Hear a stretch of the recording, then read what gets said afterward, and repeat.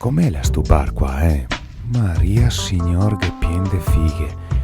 No, fammi star tranquillo, va. Ho ancora da ricciapparmi dall'8 marzo. Mica una certa età, posso mi andare avanti a pastiglie di Cialis, Viagra e caffè. Moro.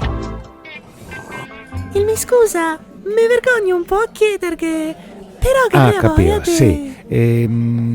No, finio le pastiglie. Che pastiglie? Di Viagra? Ho avuto il Cialis. Mi vuole un caffè, Mona? Caffettin, certo.